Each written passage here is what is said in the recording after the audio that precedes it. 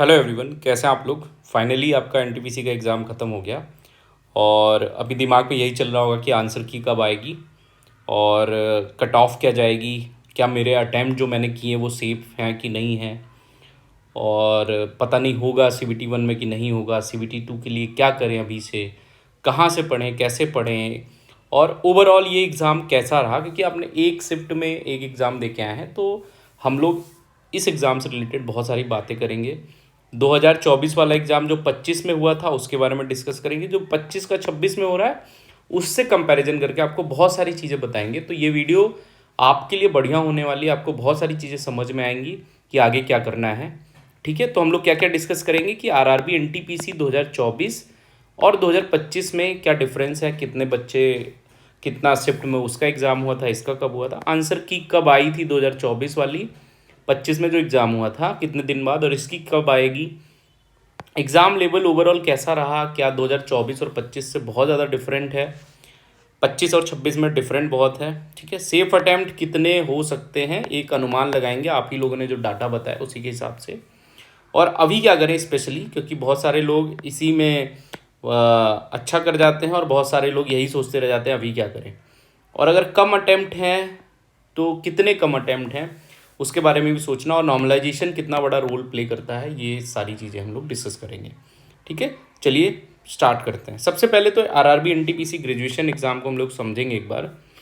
तो 2024 में देखोगे भाई तो 8113 वैकेंसी थी और इस बार 5810 ही वैकेंसी है। मतलब वैकेंसी में 3000 जो है लगभग गिरावट है, 2500 के करीब। ठीक है, तो वैकेंसी तो बहुत कम है, क्योंकि कहाँ 8000 भी बहुत ही कम थी, क्योंकि कितने सारे फॉर्म पड़ते हैं, 60 लाख 50 लाख से ज़्यादा। उस बार 48 शिफ्ट में एग्ज़ाम हुआ था, ऑब्वियस है 48 शिफ्ट में एग्ज़ाम होगा। 5 जून से 24 जून 2025 तक एग्ज़ाम हुआ था। बहुत सारे लोग हो सकता है आप लोग के बीच में ही एग्ज़ाम दिए हों।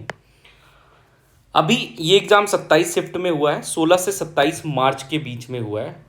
तो लगातार नहीं हुआ था, बीच में कुछ दिन बंद भी था, वो मैंने अपने टेलीग्राम पे आपको बताया था। तो 16 से 27 के बीच में जो है ये एग्ज़ाम 11 दिन जो इसका गैप है, लगभग 2-4 दिन उसमें छुट्टी थी, तो उस हिसाब से 9 दिन, 9 तारीख 27, 3 शिफ्ट में एग्ज़ाम हुआ था। ठीक है, आगे चलते हैं।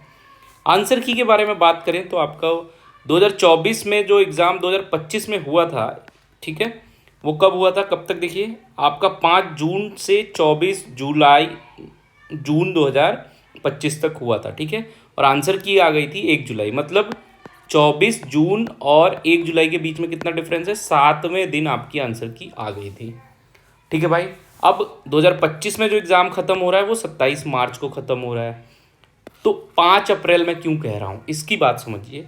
27 मार्च को फ्राइडे है, 28 और 29 छुट्टी है। क्यों? क्योंकि सैटरडे संडे छुट्टी होती है।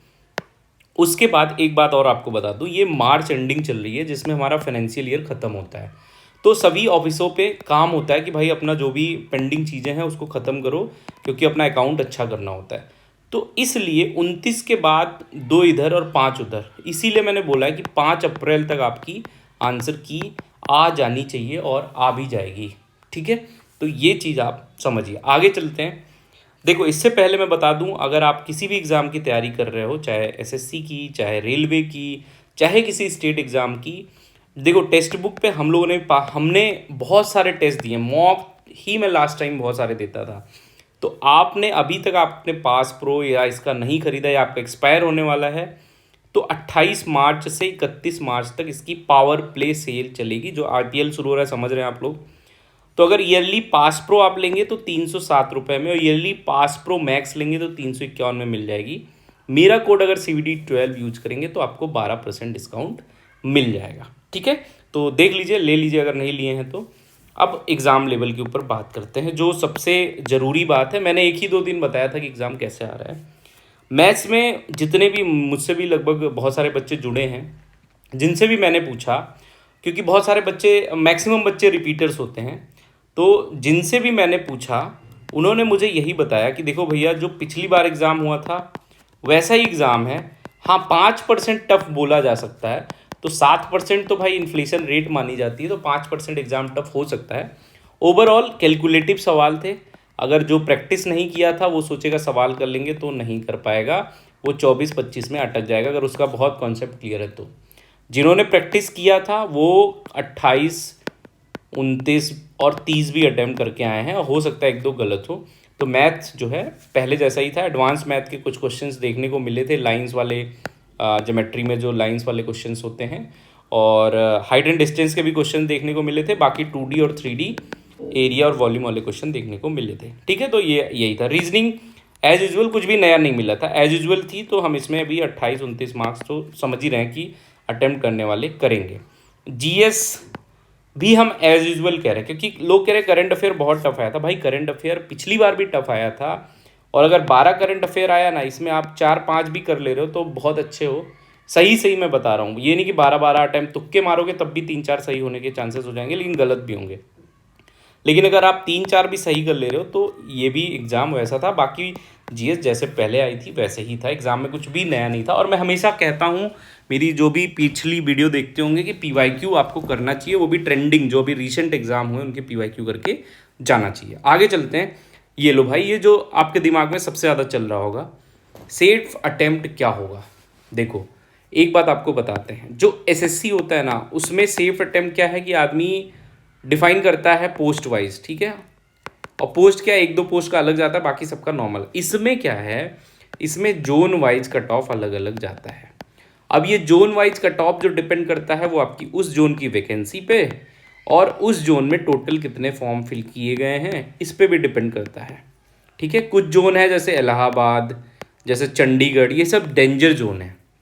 ठीक है, यहाँ से फॉर्म भर रहे हो तो बढ़िया तैयारी होनी चाहिए। और सभी भी अभी इस समय जब 5,5800 भर्ती होगी तो सभी जोन डेंजर है। फिर भी एक बात करते हैं, 2024 की अगर बात करें तो आफ्टर नॉर्मलाइजेशन CVT 1 की कट ऑफ 67, एक जगह मैंने देखा था 60 थी, वो कहीं लेवल 3 की पोस्ट थी, वैसे हर जगह नहीं थी, ये लेवल 3 की पोस्ट शायद मालदा था या कैसा था। बाकी 67 लोएस्ट है, और 85 तक कट ऑफ गई थी, 85 आउट ऑफ 100 आफ्टर नॉर्मलाइजेशन। जैसे इलाहाबाद, पटना, चंडीगढ़, ये सब डेंजर जोन में आते हैं।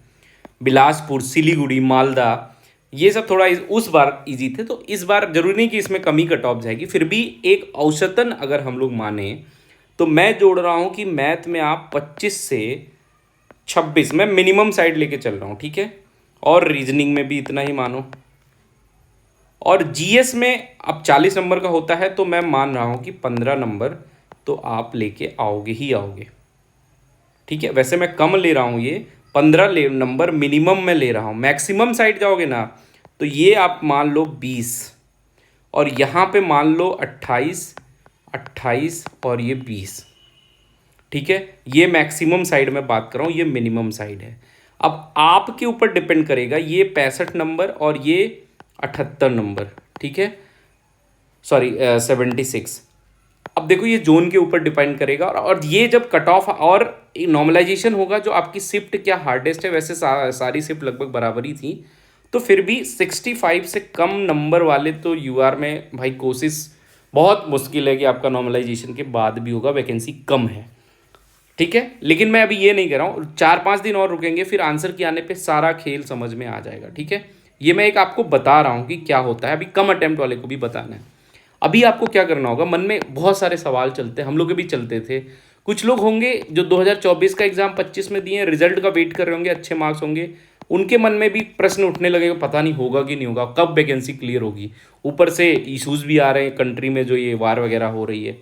ठीक है, तो इस स्थिति में आपको बताता हूँ, रिवीजन करिए, जो भी आपकी कमज़ोर चीज़ें हैं उनको स्ट्रॉन्ग करिए, आपके पास टाइम है। कोई भी अदर एग्ज़ाम हो, आपका स्टेट एग्ज़ाम हो, उसमें हिंदी आएगी, जैसे मेरे यूपी एग्ज़ाम में हिंदी एक्स्ट्रा आती, तो हिंदी पढ़ लो। कोई भी एग्ज़ाम अगर उस पर फोकस कर सकते हो तो करो, नहीं तो CVT 2 की तैयारी में जुट जाओ। और CVT 2 की तैयारी में अगर आपके 65+ हैं तो आप तैयारी करने में जुट जाओ। बाकी तो देखो मैं बता दूं, 75 नंबर ला के भी किसी किसी जोन में आप सेफ नहीं रहोगे, मैं ये लिख के दे देता हूँ अभी भी आपको। ठीक है, आगे बात करते, कम अटेम्प्ट है। कम अटेम्प्ट मैंने बताया 65 से कम अटेम्प्ट है भाई ना। अगर 65 क्या, UR हो, 70 से कम अटेम्प्ट है, किसी भी जोन से आप भरे हो तो बहुत, अगर आप एकदम 100% एक्यूरेसी के साथ अटेम्प्ट करते हो तो बहुत है, नहीं तो कम अटेम्प्ट वाले अब ये कह रहे हैं कि 50 अटेम्प्ट। लेकिन हाँ, जो कैटेगरीज हैं जैसे SC ST कैटेगरी हो गया, उन लोग के लिए अगर 55 अटेम्प्ट भी है ना तो बहुत बढ़िया है। किसी किसी जोन में उनका होगा, नॉर्मलाइजेशन भी होगा। लेकिन हाँ, 55 अटेम्प्ट विथ एक्यूरेसी 100%, 100% तो हो ही नहीं सकती। 90% के साथ अगर आप 65-70 भी किए हैं तो अच्छा है, ठीक है। नॉर्मलाइजेशन रोल करता है, पिछली बार भी 5-6 नंबर भी बढ़े थे कहीं कहीं, तो वो भी रोल करेगा। अभी 2-4 दिन आंसर की का वेट करो, बाकी पढ़ते रहो। कोई भी दिक्कत होती है तो टेलीग्राम ज्वाइन कर लो, वहाँ पे हम लोग क्वेश्चंस और वीडियोस लाएंगे। और इंस्टाग्राम पे भी जुड़ सकते हो, जो दोनों की आईडी मैं डिस्क्रिप्शन में दे दूंगा। पढ़ते रहो, बाकी कोई प्रॉब्लम होती है तो बिल्कुल बेफिक्र होकर मैसेज करो। चलो, ऑल द बेस्ट।